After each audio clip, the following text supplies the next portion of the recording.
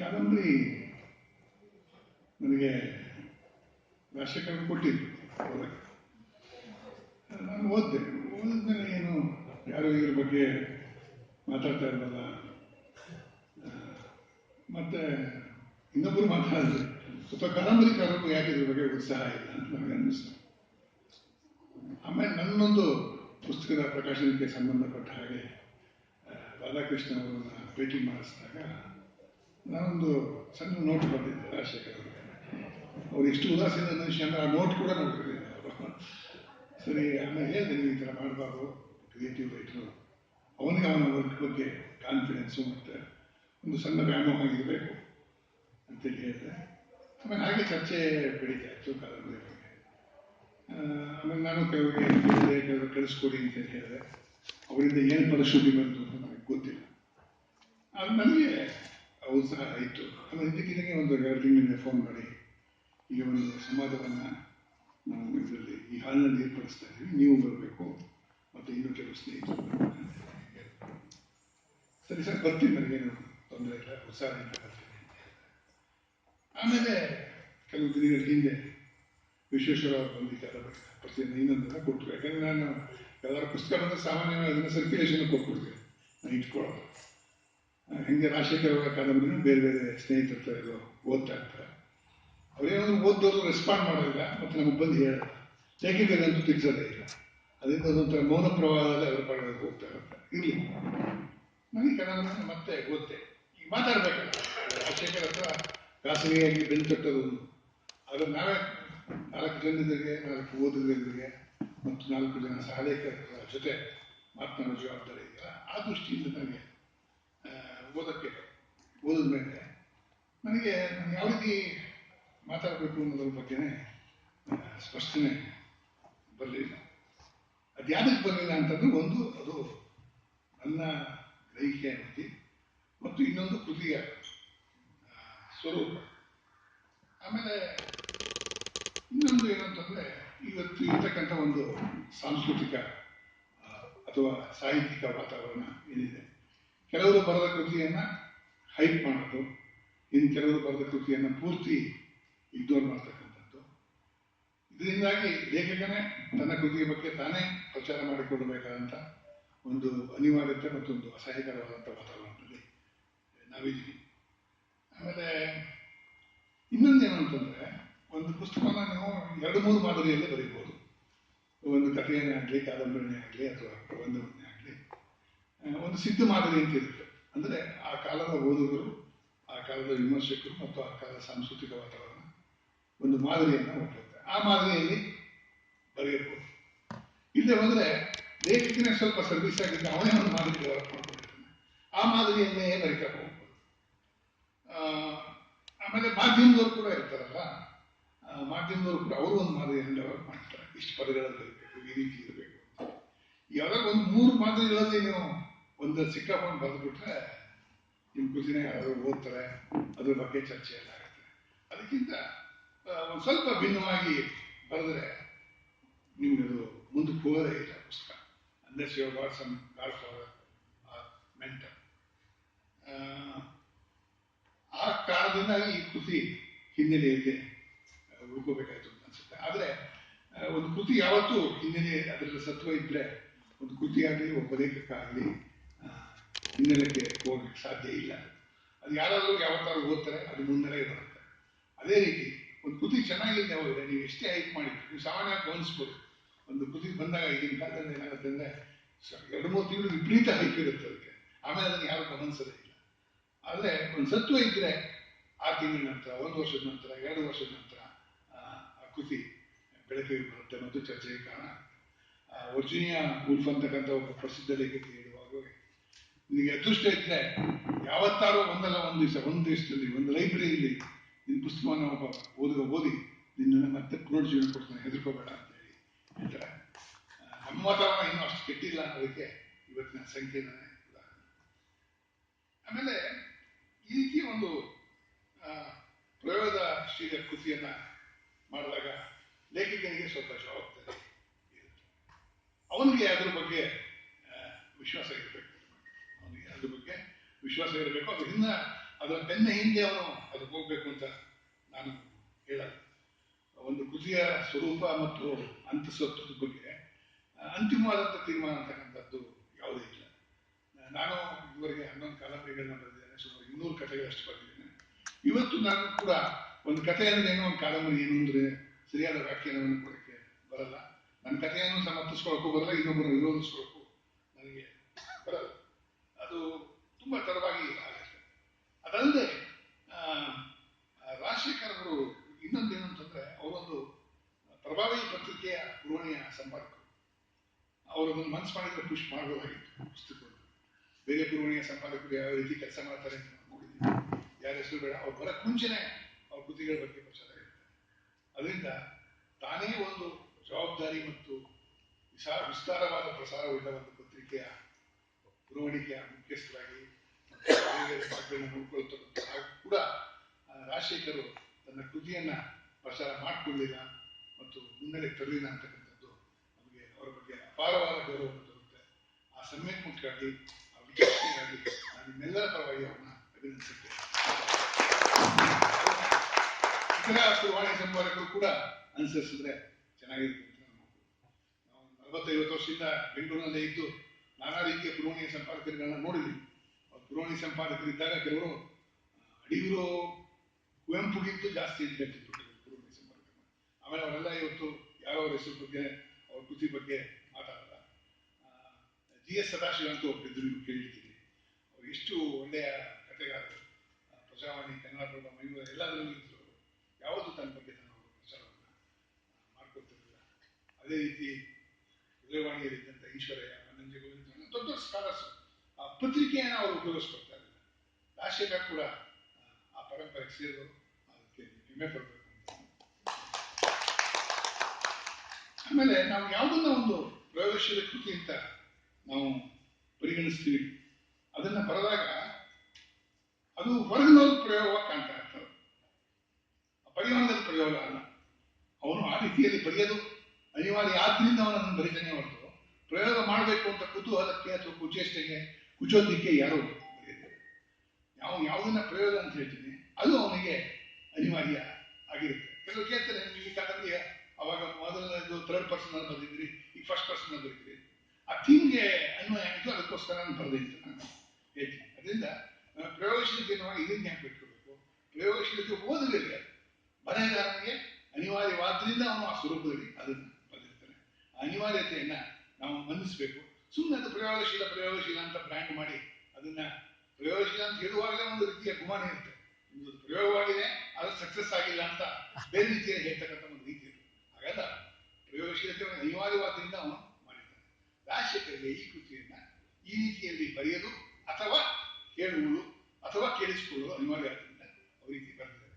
ಅದನ್ನ ನಾವು ಓದುಗರಾಗಿ ಮತ್ತು ವಿಮರ್ಶಕರಾಗಿ ಮನ್ನಿಸಬೇಕೇ ಹೊರತು ಅದನ್ನ ಅವನು ಕುತೂಹಲಕ್ಕೆ ಅಥವಾ ಕುಚೋದ್ಯಕ್ಕೆ ರೀತಿ ಬರೆದಿದ್ದಾನೆ ಅಂತ ನಾವು ಭಾವಿಸಬಾರದು. ಇನ್ನೊಂದೇನು ಅಂತಂದ್ರೆ, ಒಂದು ಪ್ರಯೋಗವನ್ನ ಮಾಡಿದಾಗ ಅದು ಒಂದೇ ಕೃತಿಯಲ್ಲಿ ಸಸ್ಟೈನ್ ಆಗಲ್ಲ.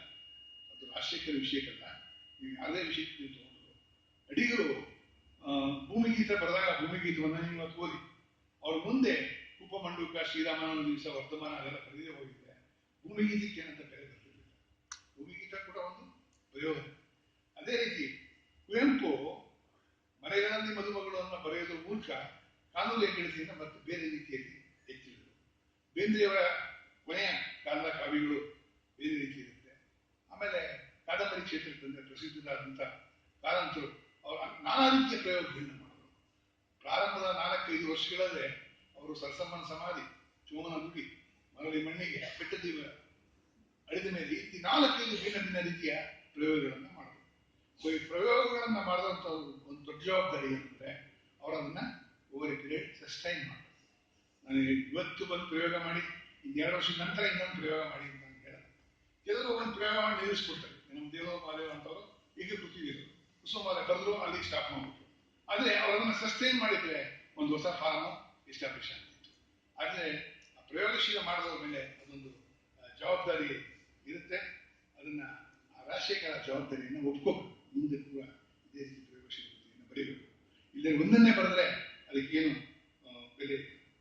ಆಮೇಲೆ ಇನ್ನೊಂದು ಯಾತಕ್ಕೆ ನಮ್ಮಲ್ಲಿ ಈ ರೀತಿಯ ಕೃತಿಗಳ ಬಗ್ಗೆ ಚರ್ಚೆ ಆಗುತ್ತೆ. ರಾಜಶೇಖರ ಕೃತಿಯ ಕೃತಿಗಳ ಬಗ್ಗೆ ಅಂತಂದ್ರೆ ನಮ್ಮಲ್ಲಿ ಕಾವ್ಯ ಮೀಮಾಂಸೆ ಅದಕ್ಕೆ ಡೆವಲಪ್ ಆದ ರೀತಿಯಲ್ಲಿ ಕಥಾ ಮೀಮಾಂಸೆ ಡೆವಲಪ್ ಆಗಿದೆ. ನಮ್ಮಲ್ಲಿ ಏನ್ ತಿಳ್ಕೊಂಡ್ರು ಅಂತಂದ್ರೆ ಕಾದಂಬರಿ ಮತ್ತು ಸಣ್ಣ ಕಥೆ ಅಂತಕ್ಕಂಥದ್ದು ಹೊರಗಡೆಯಿಂದ ಬಂದಂತ ಪ್ರಕಾರ ಅಂತೇಳಿ ಒಂದು ಪ್ರತೀತಿಯನ್ನು ಹಬ್ಬಿಸಿದ್ರು. ಸಣ್ಣ ಕಥೆ ಮತ್ತು ಕಾದಂಬರಿ ಹೊರಗಡೆಯಿಂದ ಬಂದಿರ್ಬೋದು, ಆದ್ರೆ ನಮ್ಮ ಮೊದಲಿಂದ ಕಥೆ ಇತ್ತದು ನಾನಾ ರೀತಿಯ ಕಥೆಗಳಿತ್ತು. ಅದು ಪಂಚತಂತ್ರದ ಕಥೆಗಳಿರ್ಬೋದು, ಅಥವಾ ಕಥಾಸರಿ ಸಾಗರದ ಕಥೆಗಳಿರ್ಬೋದು, ರಾಮಾಯಣ ಮಹಾಭಾರತದಲ್ಲಿ ಬರ್ತಕ್ಕಂಥ ಉಪಕಥೆಗಳಿರ್ಬೋದು. ನಮ್ಮಲ್ಲಿ ಕಥನ ಪರಂಪರೆ ಇತ್ತು, ಕಥೆನೂ ಇತ್ತು. ನಮ್ಮಲ್ಲಿ ಏನ್ ಮಾಡೋದು ಅಂತಂದ್ರೆ ಸಣ್ಣ ಕಥೆ ಮತ್ತು ಕಾದಂಬರಿ ಅಂತಂದ್ರು ಅದು ಹೊರಗಡೆಯಿಂದ ಬಂದಿರತಕ್ಕಂಥ ಪ್ರಕಾರ ಅಂತೇಳಿ ಆ ಮೀಮಾಂಸೆಯನ್ನೇ ನಾವು ಡೆವಲಪ್ ಮಾಡಬೇಕು. ಅದಕ್ಕೆ ಪ್ರತಿಕ್ರಿಯೆಯಾಗಿ ಇಲ್ಲ ನಾವು ದೇಶಿ ಪರಂಪರೆ ಇರತಕ್ಕಂಥ ಗುರುತಿಸಬೇಕು ಅಂತಕ್ಕಂಥ ಮಾತುಗಳು ಕೂಡ ಈಚೆಗೆ ಕೇಳಿ ಬರ್ತಾ ಇದೆ. ಈಗ ಅಯ್ಯಪ್ಪ ಪಣಿಕರ್ ಅಂತಕ್ಕಂಥ ಮಲಯಾಳಿ ವಿದ್ವಾಂಸರು ಇಂಡಿಯನ್ ಡೆಲೇಟಾಲಜಿ ಅಂತಲೇ ಒಂದು ವಿಶೇಷವಾದಂಥ ಪುಸ್ತಕವನ್ನ ಬರೆದಿದ್ದಾರೆ. ನಾವು ಒಂದನ್ನು ನೆನ್ಪಿಟ್ಕೋಬೇಕು ಅಂದ್ರೆ, ನಾವು ಕಥನ ಮೀಮಾಂಸೆ ಇಲ್ಲ ಅಂತ ನಾವು ಹೇಳುವಾಗ ಇಲ್ಲಿ ಕಥೆ ಇತ್ತು ಮತ್ತು ಕಥನ ಇತ್ತು, ಮತ್ತು ಕಾವ್ಯ ಮೀಮಾಂಸೆಯಲ್ಲಿ ಮತ್ತು ನಾಟ್ಯ ಮೀಮಾಂಸೆಯಲ್ಲಿ ಈ ಕಥನಕ್ಕೆ ಸಂಬಂಧಪಟ್ಟ ಅಂಶಗಳನ್ನು ಏನೇನು ಹೇಳಬೇಕು ಅದೆಲ್ಲವನ್ನ ಹೇಳಿದ್ವಿ. ಎಲ್ಲಿ ಜೀವನ ಮೀಮಾಂಸೆ ಇರ್ತದೆ ಅಲ್ಲಿ ಕಾವ್ಯ ಮೀಮಾಂಸೆನೂ ಇರ್ತದೆ, ಕಥನ ಮೀಮಾಂಸೆಯನ್ನು ಇರುತ್ತೆ. ಮತ್ತೆ ಅದನ್ನ ನಾವು ಇಗ್ನೋರ್ ಮಾಡ್ತೀವಿ, ನಮ್ಮ ಕಥನ ಪರಂಪರೆಯನ್ನ ಇಗ್ನೋರ್ ಮಾಡ್ತೀವಿ. ಫಾರ್ ಎಕ್ಸಾಂಪಲ್ ಮಾಸ್ತಿಯವ್ರ ಬಗ್ಗೆ ಎಲ್ಲ ಹೇಳ್ತಾರೆ. ಯಾಕಂದ್ರೆ ಮಾಸ್ತಿಯವರು ಭಾರತೀಯ ಕಥಾ ಪರಂಪರೆಯನ್ನ ಮತ್ತೆ ಮುಂದುವರಿಸ್ಕೊಳ್ತಾರೆ. ಅದು ಮಾಸ್ತಿಯವರು ದೊಡ್ಡ ಕಥೆಗಾರ ಮನುಷ್ಯ, ಆದ್ರೆ ಕಥಾ ಪರಂಪರೆಯ ಒಂದೇ ಒಂದು ಅಂಶವನ್ನ ಮಾತ್ರ ಮಾಸ್ತಿಯವರು ಮುಂದುವರಿಸ್ತಾರೆ. ಅವ್ರೇನಂದ್ರೆ ನನಗೆ ಹೇಳಿದ್ದನ್ನ ನಾನು ಕೇಳಿಸ್ಕೊಂಡು ಇನ್ನೊಬ್ರಿಗೆ ಹೇಳ್ತಾ ಇದ್ದೀನಿ. ಅದು ಕಥಾ ಪರಂಪರೆಯಲ್ಲಿ ಒಂದು ಸಣ್ಣ ಅಂಶ. ನಮ್ಮ ಕಥನ ಪರಂಪರೆಯಲ್ಲಿ, ಕಥಾ ಪರಂಪರೆಯಲ್ಲಿ ನಾನಾ ರೀತಿಯ ಪ್ರಯೋಗಗಳಿವೆ, ನಾನಾ ರೀತಿಯ ಸಿದ್ಧಿ ಇದೆ. ಅದನ್ನೆಲ್ಲ ಮಾಸ್ತಿಯವರು ಏನು ಗಮನಿಸ್ತಿಲ್ಲ, ಮುಂದವರು ಗಮನಿಸ್ತಿಲ್ಲ. ಅದರಿಂದ ಈಗ ನಾವು ಕಥನ ಮೀಮಾಂಸೆಯನ್ನ ಡೆವಲಪ್ ಮಾಡಬೇಕಂದ್ರೆ ರಾಜಶೇಖರ್ ಅಂತ ಬರಹಗಾರ ಬಗ್ಗೆ ನಾವು ಜಸ್ಟಿಸನ್ನು ಕೊಡಬೇಕಾದ್ರೆ ನಾವು ನಮ್ಮ ಕಥನ ಪರಂಪರೆಯನ್ನು ತಿಳ್ಕೊಂಡಿರ್ಬೇಕು, ವೆಸ್ಟರ್ನ್ ಮೀಮಾಂಸೆ ಏನಿದೆ ಅದನ್ನು ತಿಳ್ಕೊಂಡಿರ್ಬೇಕು, ಮತ್ತೆ ನಮ್ಮ ಸಂಸ್ಕೃತ ಸಾಹಿತ್ಯದಲ್ಲಿ, ಹಳಗನ್ನಡ ಸಾಹಿತ್ಯದಲ್ಲಿ, ಕನ್ನಡ ಕಾವ್ಯದಲ್ಲಿ ಅದರಲ್ಲಿ ಏನು ಕಥನ ಮೀಮಾಂಸೆ ಇದೆ ಅದನ್ನ ನಾವು ತಿಳ್ಕೊಳ್ಬೇಕು. ಇಷ್ಟನ್ನು ನಾನು ಜನರಲ್ ಆಗಿ ಹೇಳಿ, ಈಗ ನಮ್ಮ ರಾಜಶೇಖರ್ ಅವರ ಕೃತಿಗೆ ಬರೋದಾದ್ರೆ ಅವರು ಮೊದಲನೇ ಒಂದು ಮಾತನ್ನ ಹೇಳ್ತಾರೆ. ಕಥೆಯೊಂದು ತಾನಾಗಿಯೇ ಹುಟ್ಟಿಕೊಳ್ಳುವ ಹಾಗೂ ಇರುವ ಕಥನವೊಂದು ಇರದ ಕಥೆಯೊಂದಿಗೆ ಬೆಸೆದುಕೊಂಡ ವಿಸ್ಮಯವೊಂದು. ದಯವಿಟ್ಟು ಮಾತನ್ನ ಕೇರ್ಫುಲ್ ಆಗಿ ಕೇಳಿಸ್ಕೊಳ್ಳಿ. ಕಥೆಯೊಂದು ತಾನಾಗಿಯೇ ಹುಟ್ಟಿಕೊಳ್ಳುವ ಹಾಗೂ ಇರುವ ಕಥನವೊಂದು ಇರದ ಕಥೆಯೊಂದಿಗೆ ಬೆಸೆದುಕೊಂಡು ವಿಸ್ಮಯವನ್ನು ಘಟಿಸಿದ ಸಮಾಧಾನದಲ್ಲಿ ಕೇಳುದಂತೆ ಎಂಬ ಈ ಕಾದಂಬರಿಯನ್ನ ನಾನು ಬರೆಯುತ್ತಿದ್ದೇನೆ. ಅಂದ್ರೆ ಒಂದು ಕಥೆ ಹುಟ್ಟುವಾಗಲೇ ಈ ಕಥೆ ಇರುತ್ತಲ್ಲ, ಅದು ಇನ್ನೊಂದು ಇಲ್ಲದೇ ಇರುವ ಕಥೆಯ ಜೊತೆಗೆ ಸಂಬಂಧವನ್ನ ಇಟ್ಕೊಳ್ತಕ್ಕಂಥ ಒಂದು ವಿನ್ಯಾಸವನ್ನು ನಾನು ಹುಡುಕ್ತಾ ಇದ್ದೀನಿ ಅಂತ ಅವರನ್ನ ಹೇಳ್ತಾರೆ. ಆಮೇಲೆ ಹಾಗಂದ ತಕ್ಷಣ ಒಂದು ಪ್ರಶ್ನೆ ಬರುತ್ತೆ. ನಾವು ಯಾವ ಕತೆ ಇರುತ್ತೆ ಅಂತ ಅನ್ಕೊಂಡಿರ್ತೀವಿ, ಆ ಕತೆ ಇದೆ. ನಾವು ಇಲ್ಲ ಅನ್ಕೊಂಡಿರ್ತಕ್ಕಂಥ ಕಥೆನೂ ಇರುತ್ತೆ ಸಿಗುತ್ತೆ. ಆಸ್ಪಾಸ್ನಲ್ಲಿ ನಾವು ಬರೆಯುವ ಕಥೆ ಮಾತ್ರ ಇರಲ್ಲ, ನಾವು ತಿಳ್ಕೊಂಡಿರೋ ಕಥೆ, ನಾವು ಕೇಳಿಸ್ಕೊಂಡಿರೋ ಕಥೆ ಮಾತ್ರ ಇರಲ್ಲ. ನಮಗೆ ತಿಳಿಯದ, ನಾವು ಒಪ್ಪದ, ನಾವು ಸದ್ಯಕ್ಕೆ ಕಾಣದೇ ಇರ್ತಕ್ಕಂಥ ಕಥೆಗಳು ಇರುತ್ತೆ. ಅವೆರಡು ಒಟ್ಟಾಗಿ ಇರುತ್ತೆ. ಆದರೆ ರಾಜಶೇಖರ್ ಹೇಳ್ತಾರೆ, ಕಥೆಯೊಂದು ತಾನಾಗಿಯೇ ಹುಟ್ಟಿಕೊಳ್ಳುವ ಮತ್ತು ಹಾಗೂ ಇರುವ ಕಥನವೊಂದು ಇರದ ಕಥೆಯೊಂದಿಗೆ ಬೆಸೆದುಕೊಂಡ. ಅಂದ್ರೆ ಎರಡನ್ನೂ ನಾನು ಸೇರ್ಸಕ್ಕೆ ಇಲ್ಲಿ ಪ್ರಯತ್ನವನ್ನ ಮಾಡ್ತಾ ಇದ್ದೀನಿ. ಅಂತಂದ್ರೆ ಕಾಂಟೆಂಪರರಿ ಆದಂಥ ಕಥೆಯನ್ನು ಹೇಳ್ತಾ ಇದ್ದೀನಿ, ಮತ್ತೆ ಹಿಂದಿನ ಕಥೆಯನ್ನು ಹೇಳ್ತಾ ಇದ್ದೀನಿ. ಭೂತ ಅಂತ ಯಾವ್ದನ್ನು ತಿಳ್ಕೊಂಡಿದ್ದೀವಿ ಅಂತೇಳಿ ಅವರು ಎರಡು ಭಾಗವನ್ನ ಇದರಲ್ಲಿ ಮಾಡ್ತಾರೆ. ಆಮೇಲೆ ಈ ಕಥೆಯ ಸ್ವರೂಪ ಇದೆಯಲ್ಲ, ಕೇಳು ಧನಂಜಯ ಅಂತಂದ್ರೆ ನಾವು ಏನು ತಿಳ್ಕೊಂಡಿರ್ತೀವಿ ಸಾಮಾನ್ಯವಾಗಿ ಅಂತಂದ್ರೆ ಈ ಕಥೆನ ಕೇಳೋದಲ್ಲ ಅದೇ ಮುಖ್ಯ ಅಂತ. ಕಥೆ ಕೇಳಿಸ್ಕೊಳ್ಳೋದು ಇಲ್ಲದೆ ಹೋದ್ರೆ ಯಾಕೆ ಕಥೆ ಇದೆ? ನಾವು ಯಾವ ಕಥೆಯನ್ನು ಹೇಳ್ತಾ ಇದ್ದಾರೆ ಅನ್ನೋದು ಇಂಪಾರ್ಟೆಂಟ್, ಯಾರು ಕಥೆಯನ್ನು ಕೇಳಿಸ್ಕೊಳ್ತಾ ಇದ್ದಾರೆ ಅನ್ನೋದಕ್ಕಂಥದ್ದು ಅಷ್ಟೇ ಇಂಪಾರ್ಟೆಂಟ್. ಮತ್ತೆ ಯಾತಕ್ಕೆ ಕೇಳಿಸ್ಕೊಳ್ತಾ ಇದ್ದಾರೆ, ಕೇಳಿಸ್ಕೊಂಡ ನಂತರ ಅವ್ರು ಏನ್ ಮಾಡ್ತಾರೆ ಅಂತಕ್ಕಂಥದ್ದು ಇಂಪಾರ್ಟೆಂಟ್. ಇಲ್ಲಿ ಕಥೆಯನ್ನ ಕೇಳಿಸ್ಕೊಂಡ ಮೇಲೆ ಒಂದು ಭಾಗದ ನಂತರ ಅವನ ಸಮಕಾಲೀನ ಜೀವನದಲ್ಲಿ ಮುಂದೆ ಯಾವ ರೀತಿ ಭಾಗವಹಿಸ್ತಾನೆ ಅಂತಕ್ಕಂಥದ್ದು ಎರಡನೇ ಭಾಗ. ಅಂದ್ರೆ ಕಥೆಯ ಕೇಳುವಷ್ಟು ಮಟ್ಟಿಗೆ ನಿಮ್ಮ ಜವಾಬ್ದಾರಿ ಮುಗಿಯಲ್ಲ, ನಂತರೂ ಕೂಡ ನಿಮ್ಮ ಜವಾಬ್ದಾರಿ ಇದ್ದೇ ಇರುತ್ತೆ. ಆಮೇಲೆ ಈ ಕಥೆಯನ್ನ ಕೇಳೋದು ಮತ್ತು ಕಥೆಯನ್ನ ಹೇಳೋದು, ಕಥೆಯನ್ನ ಮುಂದುವರಿಸೋದು ಮೂರು ಇದೆ. ಅಂದ್ರೆ ಒಂದು ಏನು ಅಂತಂದ್ರೆ ಇದು ನಮ್ಮ ಮೌಖಿಕ ಸಂಪ್ರದಾಯಕ್ಕೆ ವಿನಯಾದಂತ ಓರಲ್ ಟ್ರೆಡಿಷನ್ ಅಂತ ನಾವು ಹೇಳ್ತೀವಲ್ಲ. ಓರಲ್ ಟ್ರೆಡಿಷನ್ ಅಂದ್ರೆ ನಾವು ಏನಂತ ತಿಳ್ಕೊಂಡ್ಬಿಡ್ತೀವಿ ಅಂತಂದ್ರೆ ಕಥೆಯನ್ನ ಹೇಳೋದು ಕೇಳಿಸ್ಕೊಳ್ಳೋದು ಅಂತ ಅಲ್ಲ, ಸಂಭಾಷಣಾ ಪ್ರಧಾನವಾದಂಥ ಒಂದು ಕಥೆ. ನೀವು ಈಚಿನ ಕಾದಂಬರಿಗಳನ್ನ ಗಮನಿಸಿದ್ರೆ ಅದರಲ್ಲಿ ಮನೋಪ್ರಪಂಚನೇ ಜಾಸ್ತಿ ಇದೆ, ಮನಸ್ಸಿನೊಳಗೆ ಏನು ನಡೀತಾ ಇರುತ್ತೆ. ಯಾಕೆಂದ್ರೆ ನಾವು ಯಾವಾಗಲೂ ಈಗ ಇನ್ನೊಬ್ಬರ ಜೊತೆ ಮಾತಾಡ್ತಕ್ಕಂಥ ಅಭ್ಯಾಸವನ್ನು ಕಳ್ಕೊಂಡ್ಬಿಡ್ತೀವಿ. ಮನೆಯಲ್ಲೂ ಮಾತಾಡೋದ, ಹೊರಗಡೆನೂ ಮಾತಾಡೋದ, ಮಾತಾಡಿದ್ರೆ ಮೊಬೈಲಲ್ಲಿ ಮಾತಾಡಬೇಕು, ಇಮ್ಯಾಜಿನರಿ ಕ್ಯಾರೆಕ್ಟರ್ ಜೊತೆ ಮಾತಾಡಬೇಕು, ರಿಯಲ್ ಪೀಪಲ್ ಜೊತೆ ನಾವು ಮಾತಾಡಬೇಕು. ಅದರಿಂದ ಈ ಕಾನ್ವರ್ಸೇಷನಲ್ ಸ್ಟೈಲ್ ಅಥವಾ ನಮ್ಮ ಓರಲ್ ಟ್ರೆಡಿಷನ್ ಏನಿದೆ ಅದನ್ನ ಈ ಕಾಲದಲ್ಲಿ ಚೆನ್ನಾಗಿ ಉಪಯೋಗಿಸ್ಬೋದು. ಆಮೇಲೆ ಈ ಕಥೆ ಮತ್ತು ಚರಿತ್ರೆಗೆ ಇರ್ತಕ್ಕಂಥ ವ್ಯತ್ಯಾಸವನ್ನು ಅಥವಾ ಸಾಮ್ಯತೆಯನ್ನು ಅಥವಾ ಚರಿತ್ರೆಯ ಸ್ವರೂಪ ಕುರಿತು ಏನು ಜಿಜ್ಞಾಸೆ ಕೂಡ ಈ ಕೃತಿಯಲ್ಲಿ ನಾವು ನೋಡ್ಬೋದು. ನಾವೆಲ್ಲ ಚರಿತ್ರೆಯನ್ನು ಏನ್ಕೊಂಡಿರ್ತೀವಿ ಅಂದರೆ ಅರಮನೆಯ ಕಥೆ, ಯುದ್ಧದ ಕಥೆ, ಮಹಾರಾಜರ ಕಥೆ, ಸಂಸ್ಥಾನಗಳ ಏಳುಬೀಳುಗಳ ಕಥೆ ಅಂತ. ಇದು ಆ ಚರಿತ್ರೆಯ ಆ ಕಲ್ಪನೆಯನ್ನು ಪರಿಕಲ್ಪನೆಯನ್ನ ಈ ಕಾದಂಬರಿ ಪೂರ್ತಿ ಬಿಟ್ಕೊಂಡು.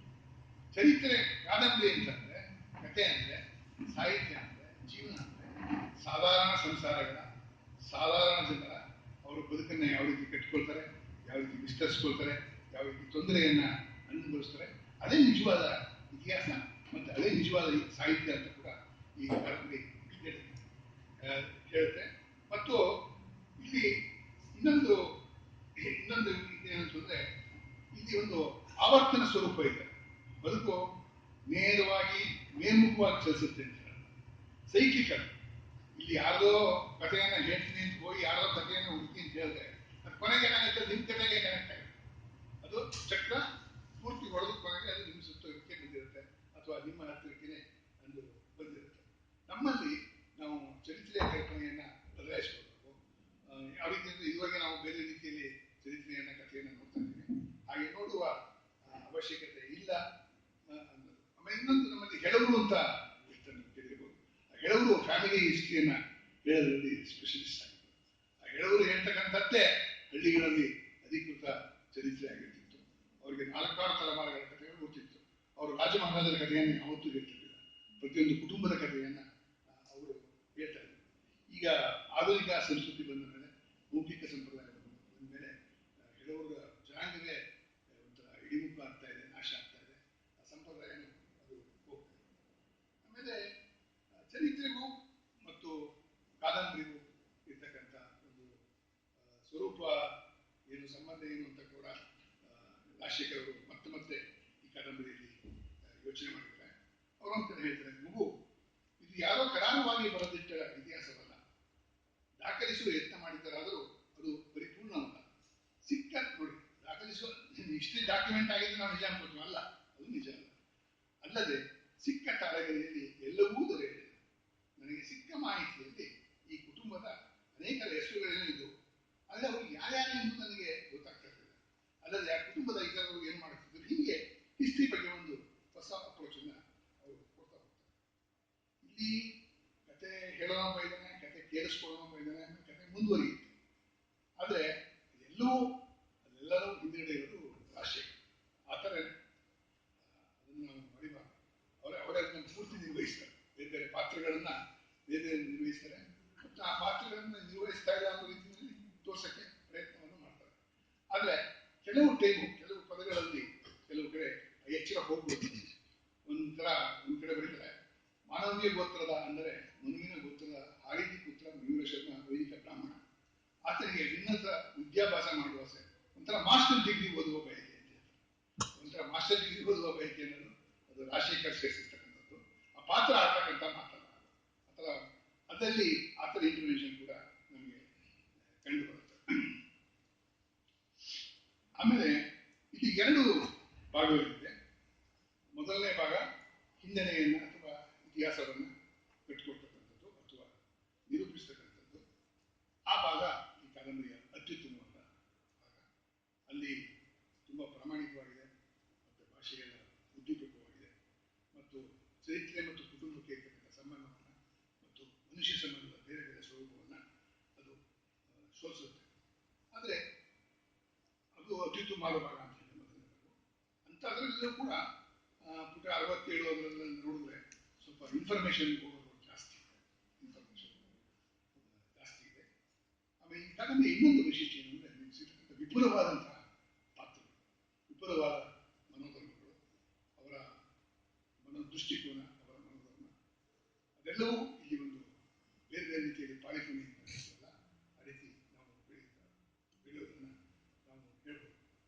ಹಿಂದಿನವರ ಕಥೆಯನ್ನು ಹೇಳುವಾಗ ಅಥವಾ ಕಟ್ಟುವಾಗ ಪುರಾಣದ ಧ್ವನಿ ಮತ್ತು ಪುರಾಣದ ನಿರೂಪಣೆ ಬರುತ್ತೆ. ಅದು ಮೊದಲನೇ ಭಾಗ. ಎರಡನೇ ಭಾಗ ನನಗೆ ಅಷ್ಟು ಇಷ್ಟ ಆಗಿಲ್ಲ. ಅದು ರಾಜಶೇಖರ್ಗೆ ಮತ್ತು ನಮ್ಮ ಎದುರಿಗೆ ಗೊತ್ತಿರತಕ್ಕಂಥ ಜಗತ್ತು, ನಾವು ಹೇಳ್ತಾ ಇರ್ತಕ್ಕಂಥ ಜಗತ್ತು, ಪರಿಚಯ ಇರುವ ಜಗತ್ತು, ಮತ್ತು ಆದರೆ ಆ ಭಾಗದಲ್ಲೂ ಕೂಡ ಕಥಾ ಸಮೃದ್ಧಿ ಇರ್ತಕ್ಕಂಥದ್ದು ಹೆಚ್ಚು ಇದೆ, ಹೆಚ್ಚು ಪಾತ್ರಗಳಿವೆ. ಬಟ್ ಈ ಒಟ್ಟು ಕೃತಿಯಲ್ಲೇ ಕಥಾ ಸಮೃದ್ಧಿ ಇದೆ. ಅದು ಎರಡನೇ ಭಾಗದಲ್ಲಿ ಹೆಚ್ಚು ಕಾಣುತ್ತೆ, ಆದರೆ ಮೊದಲನೇ ಭಾಗ ಹೆಚ್ಚು ಇಷ್ಟು ಹೇಳಿದ ಮೇಲೆ ನನ್ನ ಇತರ ಗೆಳೆಯರು ಮಾತಾಡ್ತಾರೆ. ಇದನ್ನು ನಾನು ನನ್ನ ಬರವಣಿಗೆಯ ಅನುಭವದ ಹಿನ್ನೆಲೆಯಲ್ಲಿ ಹೇಳಿದ್ದೇನೆ, ವಿಮರ್ಶಕವಾಗಿ ಹೇಳ್ತೇನೆ.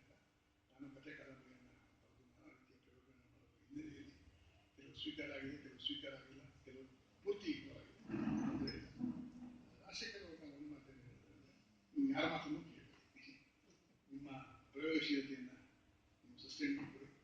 ಸಾಕಷ್ಟು ಪತ್ರಿಕೋದ್ಯಮದಿಂದ ಬೇಗ ವಿಧಾನವನ್ನು ಪಡೆದು ಇನ್ನೂ ಇಂತಿಯ ಪ್ರಯೋಗಶೀಲತೆಯನ್ನು ಸಮೃದ್ಧವಾಗಿ ದಯವಿಟ್ಟು ನಿಮಗೆ ಒಳ್ಳೆಯದಾಗಲಿ ಅಂತ ಎಲ್ಲರ ಪರವಾಗಿ ಹೇಳಿ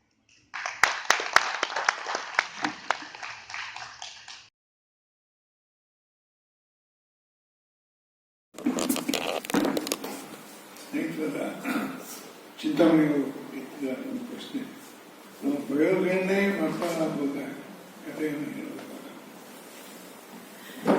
ಪ್ರಯೋಗಗಳನ್ನು ಓದಬೇಕು. ಅವನು ಒಂದು ಫಾರಮಲ್ಲಿ ರಾಜಶೇಖರ ಫಾರಮಲ್ಲಿ ಬರೆದಿದ್ದಾರೆ ಅಥವಾ ನಾನೊಂದು ಫಾರಮಲ್ಲಿ ಬರೆದಿದ್ದರೆ ನಾನು ಬೇರೆ ಫಾರಮಲ್ಲಿ ಬರೆಯೋಕ್ಕಾಗಲಿಲ್ಲ. ಅದಕ್ಕೋಸ್ಕರ ನಾನು ಬರ್ತೀನಿ. ಅದು ಅನಿವಾರ್ಯ. ಹೊರಗಡೆಯವ್ರಿಗೆ ಏನೇನು ಪ್ರಯೋಗ ಅಂತ ಕಾಣ್ತದೆ ಅದು ಲೇಖಕರ ಮಟ್ಟಿಗೆ ಅದು ಪ್ರಯೋಗ ಅಲ್ಲಿದೆ. ಅದು ಪ್ರಯೋಗವೋ ಅಥವಾ ಪ್ರಯೋಗ ಅಲ್ವೋ ಅನ್ನೋದಕ್ಕೆ ಮುಖ್ಯವಾಗಿ ಅವನು ಒಂದು ಬೇರೆ ಕಥೆಯನ್ನು ಹೇಳಲಿಕ್ಕಾಗಿಲ್ಲ, ಕಥೆಯನ್ನು ಬೇರೆ ರೀತಿಯಲ್ಲಿ ಹೇಳಲಿಕ್ಕಾಗಿಲ್ಲ ಅಂತ ನಾವು ಮಾತನ್ನು ಬಳಸಿಕೊಂಡು ಸಾಕು. ಅದನ್ನು ಬ್ರ್ಯಾಂಡ್ ಮಾಡೋದನ್ನು ಉಪಯೋಗಿಸ್ತೀವಿ. ತಿರುಮಲೇಶು ಪ್ರಯೋಗಶೀಲಗಳು ಜೀವನದುದ್ದಕ್ಕೂ ಮಾಡ್ತಾರೆ, ಚಿತ್ತಾರು ಪ್ರಯೋಗಶೀಲಗಳು ಕಥೆಗಳನ್ನು ಹಾಗೆ ಮಾಡೋದ್ರಿಂದ ಅವ್ರಿಗೆ ಬೇರೆ ರೀತಿಯಲ್ಲಿ ಹೇಳಲಿಕ್ಕೆ ಸಾಧ್ಯ. ಅದರಿಂದ ಅದು ಅವರಿಗೆ ಬರೋದ ಪ್ರಯೋಗಶೀಲ ಅಲ್ಲ, ಅದು ಇನ್ವೆಂಟಬಲ್ ಹಾಗೆ.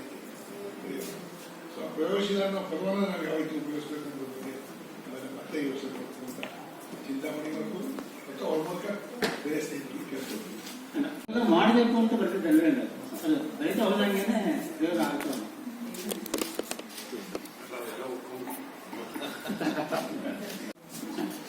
ಇನ್ನೊಂದು ಚಿಂತಾಮಣಿಯವರು ಹೇಳಿದ್ರಲ್ಲ, ಧನಂಜಯ ಏನು ಮಾಡಬಹುದು ಕೊನೆಗೆ ಅಂತ ಸಮಸ್ಯೆ ನಮಗೂ ಇದೆ, ಏನ್ ಮಾಡ್ತಾನೆ. ಆದ್ರೆ ಏನು ಗೊತ್ತಿಲ್ಲದೆ ಬೆಂಗಳೂರಿನಲ್ಲಿ ಬೆಳೆದ ಹುಡುಗ, ಅಂದ್ರೆ ಊರು ಅನ್ನೋದನ್ನು ಬಿಟ್ಟರೆ ಎಲ್ಲ ವರ್ಷಕ್ಕೊಂದ್ಸಲ ರಜೆಗೆ ಊರಿಗೆ ಹೋಗುವಂತ ಹುಡುಗ ಹೊರಟೋಗಿ ಆ ಊರಿನ ಕಥನವನ್ನ ಕೇಳಿದ ಮೇಲೆ ಹೀಗೆ ತಮ್ಮೂರಿನ ಕಥನಗಳನ್ನ ಬೇರೆ ಧನಂಜಯರು ಕೇಳಿದ್ರೆ ಬಹುಶಃ ಹೋಗಿ ಊರಿಗೆ ಸೆಟ್ಲ್ ಆಗ್ಬೋದು. ನಾವು ಅದು ಅಲ್ಲಿ ಇದ್ದೊಂದು ಭವ್ಯವಾದ ಇತಿಹಾಸ ತನಗಿದೆ ಕಾರಣ ಗೊತ್ತಿದೆ. ಆದ್ರೆ ಅದರಲ್ಲಿ ಒಂದು ಸಮಸ್ಯೆಗಳನ್ನು ಹೇಳಿದ್ರು. ಏನಿದೆ ಸಮಸ್ಯೆ ಅನ್ನೋದು ಅದೇ ಈ ಕಥೆಯ ಒಟ್ಟಾರೆ ಇದ್ದ ಪ್ರಕಾರ ನಾವು ಸಮಸ್ಯೆಯ ಪರಿಹಾರ ಕೂಡ ಬಹುಶಃ ಸಿಕ್ಕಿ ಸಿಗ್ಬೋದು. ಇನ್ನೊಂದು ನಿರೀಕ್ಷೆ ಮಾಡಿ ನನಗೆ ಊರಿಗೆ ಸೆಟ್ಲ್ ಆಗೋ ವ್ಯವಸ್ಥೆ ಮಾಡಿ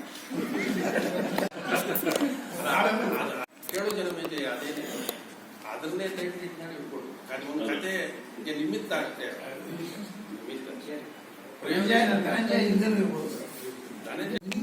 ಅಷ್ಟೇ ಅವ್ರು ಶ್ರೋತೃ ಅದು ಕೇಳಿಸ್ಕೊಳ್ತಾ ಇದ್ದಾರೆ. ಇಲ್ಲ ಸರ್, ಅವ್ರಿಗೆ ಕುತೂಹಲ ಇದೆ ಅವನ ಬಗ್ಗೆ. ಇದೆ. ನಾನು ಈಗಾಗಲೇ ಅಲ್ಲಿಯ ಕಥೆಯನ್ನೆಲ್ಲ ಕೇಳಿದಾನೆ ಅವನು, ಅಲ್ಲಿಯ ಪರಿಸ್ಥಿತಿ ಎಲ್ಲ ಗೊತ್ತಾಗಿದೆ ಅವನಿಗೆ. ಬಹುಶಃ ಇನ್ನೊಂದು 4 ಸಲ ಊರಿಗೆ ಹೋದ್ರೆ ಅವನು ಊರಿಗೆ ಸೆಟ್ ಆಗೋದಕ್ಕೆ ನಿರ್ಧಾರ ಮಾಡ್ತಾನೆ. ಬರುವಂತಹ ಒಬ್ಬ ಹೇಳುಗ ಮತ್ತು ಒಬ್ಬ ಕೇಳುಗ ಜನ್ಮೇಲೆ ಶ್ರೀ ಬಾಲ ಅಂತಲೇ ಪ್ರಾರಂಭ ಆಗುತ್ತೆ.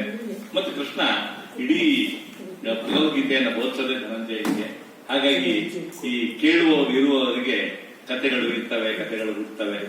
ನಮ್ಮ ರಾಜಶೇಖರ್ ಇನ್ನೊಂದಷ್ಟು ಕಥೆಗಳನ್ನ ಬರೀತಾರೆ ಅಂತ, ಇನ್ನೊಂದಷ್ಟು ಕಾದಂಬರಿಗಳನ್ನ ಬರೀತಾರೆ ಅಂತ ಅಪೇಕ್ಷಿಸ್ತಾ ಇವತ್ತು ಈ ಕಾರ್ಯಕ್ರಮಕ್ಕೆ ಆಗಮಿಸಿ ನಮ್ಮ ಪುಸ್ತಕ ಸಂವಾದದಲ್ಲಿ ತಮ್ಮ ಕೊಡುಗೆಯನ್ನು ನೀಡಿದಂತಹ, ತಮ್ಮ ಮಾತುಗಳ ಮೂಲಕ ನಮ್ಮೆಲ್ಲರಿಗೂ ಒಂದು ಹೊಸ ಒಳನೋಟಗಳನ್ನು ಕೊಟ್ಟಂತಹ ಎಲ್ಲ ಅತಿಥಿಗಳಿಗೆ ಧನ್ಯವಾದಗಳು. ಶ್ರೀಯುತ ದಂಡಪ್ಪನವರಿಗೆ ಒಂದು ಸಣ್ಣ ಸ್ಮರಣಿಕೆಯನ್ನ ರಾಜಶೇಖರ್ ಕೊಡಬೇಕು ಅಂತ ಅವರಿಗೆ ಕೇಳ್ಕೊಳ್ತೇನೆ.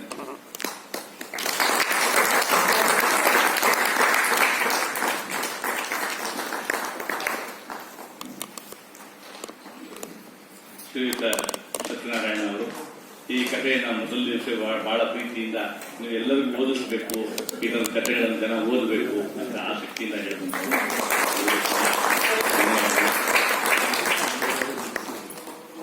ನಮ್ಮ ದಲಿತ ಪ್ರಬಂಧಗಳ ಶೈಲಿಯಲ್ಲಿಯೇ ಬಹಳ ಅಲಿಖಿತಪೂರ್ಣವಾಗಿ ಮಾತಾಡುವಂತ ಶರತ್ ಭಟ್ಟಾಚಾರ್ಯ ಬಹಳ ವಿಶಿಷ್ಟವಾಗಿ ಈ ಕೃತಿಯನ್ನ ಪರಿಚಯಿಸಿಬಿಟ್ರು. ಅವರಿಗೂ ಕೂಡ ಈ ವೇದಿಕೆಯ ಪರವಾಗಿ ಪ್ರೀತಿಯ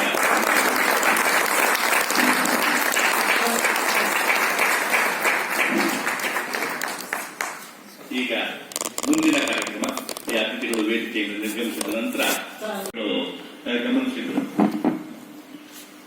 ಹಾಗಾಗಿ ಈಗ ನಮ್ಮ ಶರತ್ ಭಟ್ ಶರಾಜೆಯವರು ತಮ್ಮ ಓದಿನ ಓಘವನ್ನ, ತಮ್ಮ ತಾವು ಕಾದಂಬರಿಯನ್ನ ಕಂಡ ಬಗೆಯನ್ನ ಹೇಳಬೇಕು ಅಂತ ಕೇಳ್ತಾರೆ. ಅವರ ಕಾದಂಬರಿಯನ್ನ ಯಾರಾದ್ರೂ ಸರಳವಾಗಿ ವಿವರಿಸಬೇಕು 4 ಸಾಲುಗಳಲ್ಲಿ ಅಂದ್ರೆ, ಇಲ್ಲಿ ಯಾರೂ ಮುಖ್ಯರಲ್ಲ, ಯಾರೂ ಅಮುಖ್ಯರಲ್ಲ, ಯಾವುದು ಎಲ್ಲಿಯೂ ನಿಲ್ಲುವುದೂ ಇಲ್ಲ, ಕೊನೆ ಮುಟ್ಟುವುದೂ ಇಲ್ಲ, ಇಲ್ಲಿ ಅವಸರವು ಸಾವಧಾನದ ಬೆನ್ನೇರಿದೆ ಅಂತ ಮಲೆಗಳಲ್ಲಿ ಮದುಮಗಳು ಕಾದಂಬರಿಯಲ್ಲಿ ಮೊದಲ ಪುಟದಲ್ಲಿ ಕುವೆಂಪು ಬರೀತಾರೆ.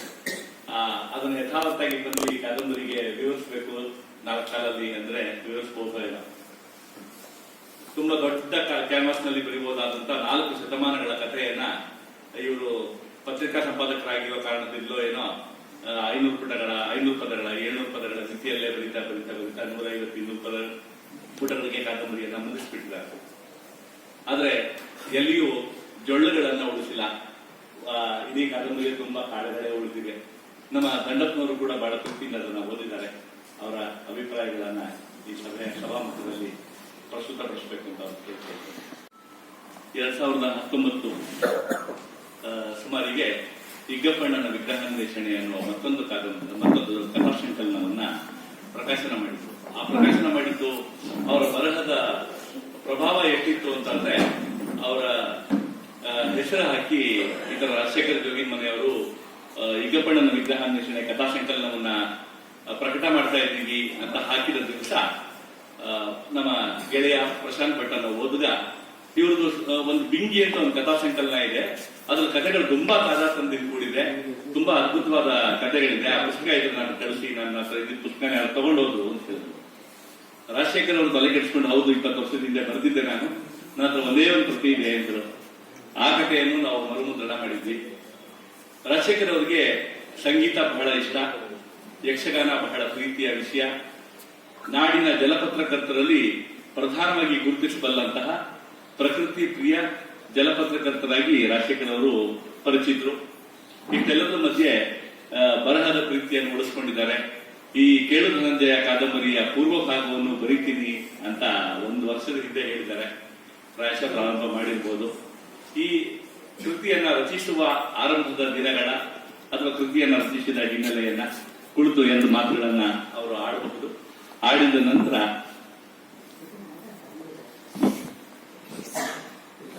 ಈ ಸಮಾಜಕ್ಕೆ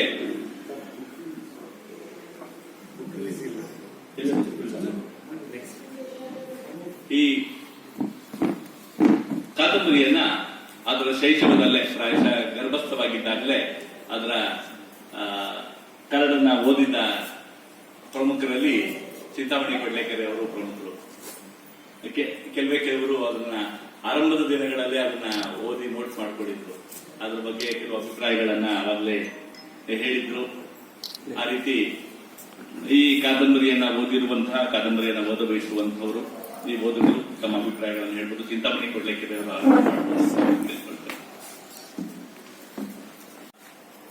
ಈ ಮಹಾಕಾವ್ಯ ಮತ್ತು ಈ ದೃಶ್ಯ ಕಾವ್ಯಗಳ ಬಗ್ಗೆ ಮಾನ್ಯ ದೇವರಕೊಂಡ ರೆಡ್ಡಿ ಅವರು 4 ಮಾತುಗಳನ್ನು ಆಡಬೇಕು ಅಂತ ಹೇಳ್ತಾರೆ. ಈ ಒಂದು ಕೃತಿಯನ್ನು ರಚಿಸಿದ ಸಾರ್ಥಕ ಭಾವದಲ್ಲಿ ಕೃತಿ ಇವತ್ತು ಮತ್ತೆ ಲೋಕಮುಖವನ್ನು ಕಂಡಂತಹ ಸಂಭ್ರಮದಲ್ಲಿರುವಂತಹ ಶ್ರೀಯುತ ಕೊಂಚ ಸತ್ಯನಾರಾಯಣ ಅವರು ದಯಮಾಡಿ ಎರಡು ಮಾತುಗಳನ್ನ ಆಡಬೇಕು ಅಂತ ಅವರಿಗೆ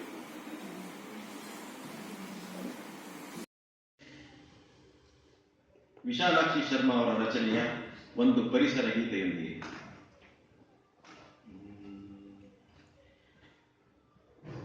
ಗಡಿಬಿಡಿಗೆ ಕಣ್ಣ ಬೇಟಿ ಬಿಡೆವು ಕೇಳಣ್ಣ, ಗಡಿಬಿಡಿಗೆ ಕಣ್ಣ ಬೇಟಿ ಬಿಡೆವು ಕೇಳಣ್ಣ, ಅಡಿಗಡಿಗೂ ತೊಡರಾಗಿ ನಿಲ್ಲುವೆವು ಕಡಲ ಸೇರಲು ಬಿಡಿರಣ್ಣ, ಗಡಿಬಿಡಿಗೆ ಕಣ್ಣ ಬೇಟಿ ಬಿಡೆವು ಕೇಳಣ್ಣ.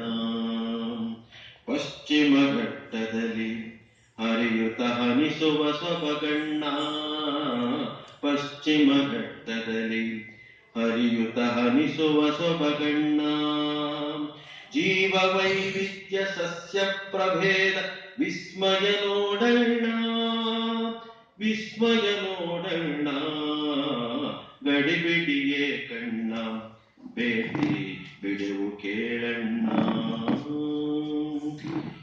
ಶಾಮಲೆ ಬಂದವಳು ಗಂಗಾವಳಿ ಆಗಿಹಳು, ಶಾಮಲೆ ಬಂದವಳು ಗಂಗಾವಳಿ ಆಗಿಹಳು, ಕಲ್ಲು ಕಂದರ ಸಹಸ್ರಲಿಂಗವು ಕಾಲಿಡಲೆಡೆ ಇಲ್ಲಣ್ಣ, ಕಾಲಿಡಲೆಡೆ ಇಲ್ಲಣ್ಣ, ಗಡಿಬಿಡಿಗೆ ಕಣ್ಣ ಬೇಟಿ ಬಿಡೆವು ಕೇಳಣ್ಣ. ಮಾಗೋಡಿನ ಜಲಪಾತ ಶಿವಗಂಗೆಯ ಆನೆಗೆದ, ಮಾಗೋಡಿನ ಜಲಪಾತ ಶಿವಗಂಗೆಯ ಆನೆಗೆದ, ರುದ್ರ ರಮಣೀಯ ಭೋರ್ಗರೆ ತಾಜಲ ಧಾರೆಯತ ಕಧಿಮಿತ, ಧಾರೆಯತ ಕಧಿಮಿತ, ಗಡಿಬಿಡಿಗೆ ಕಣ್ಣ ಬೇಟಿ ಬಿಡೆವು ಕೇಳಣ್ಣ. ಕಾಂಡ ಕಾಡೆಲ್ಲ ಹೆಣೆದಿವೆ ಅಳಿವೆಯ ಜೀವನವ, ಕಾಂಡ ಕಾಡೆಲ್ಲ ಹಣೆದಿವೆ ಅಳಿವೆಯ ಜೀವನವ, ಕಡಲಿನೊಡಗಳು ನದಿಯು ಲೀನ ಸಾರ್ಥಕ್ಯದ ನಲ್ದಾಣ, ಸಾರ್ಥಕ್ಯದ ನಲ್ದಾಣ, ಗಡಿಬಿಡಿಗೆ ಕಣ್ಣ ಬೇಟಿ ಬಿಡೆವು ಕೇಳಣ್ಣ. ನಿಸರ್ಗದೆದುರಲ್ಲಿ ಮಾನವ ನಿಶ್ಚಿತ ಸೋಲಣ್ಣ, ನಿಸರ್ಗದೆದುರಲ್ಲಿ ಮಾನವ ನಿಶ್ಚಿತ ಸೋಲಣ್ಣ, ಬೆಸಗೊಂಡು ಸಾಗಲು ಸಾಮರಸ್ಯವು ಶಾಶ್ವತ ಸುಖವಣ್ಣ, ಶಾಶ್ವತ ಸುಖವಣ್ಣ, ಗಡಿಬಿಡಿಗೆ ಕಣ್ಣ ಬೇಟಿ ಬಿಡೆವು ಕೇಳಣ್ಣ. ಕಾಯುವರಾರಿಲ್ಲ ಸವಾರಿಯ ಮಾಡಲು ಉಳಿವಿಲ್ಲ, ಕಾಯುವರಾರಿಲ್ಲ ಸವಾರಿಯ ಮಾಡಲು ಉಳಿವಿಲ್ಲ, ಜೀವಜಾಲದ ಗುಂಡಿಯ ಕಳಚಲ್ ಭವಿಷ್ಯ ಮಸುಕಣ್ಣ, ಭವಿಷ್ಯ ಮಸುಕಣ್ಣ, ಮಕ್ಕಳ ಭವಿಷ್ಯ ಮಸುಕಣ್ಣ, ಗಡಿಬಿಡಿಗೆ ಕಣ್ಣ ಬೇಟಿ ಬಿಡೆವು ಕೇಳಣ್ಣ, ಗಡಿಬಿಡಿಗೆ ಕಣ್ಣ ಬೇಟಿ ಬಿಡೆವು ಕೇಳಣ್ಣ, ಅಡಿಗಡಿಗೂ ತೊಡರಾಗಿ ನಿಲ್ಲುವೆವು ಕಡಲ ಸೇರಲು ಬಿಡಿರಣ್ಣ, ಗಡಿಬಿಡಿಗೆ ಕಣ್ಣ ಬೇಟಿ ಬಿಡೆವು ಕೇಳಣ್ಣ, ಬೇಟಿ ಬಿಡೆವು ಕೇಳಣ್ಣ, ಬೇಟಿ ಬಿಡೆವು ಕೇಳಣ್ಣ.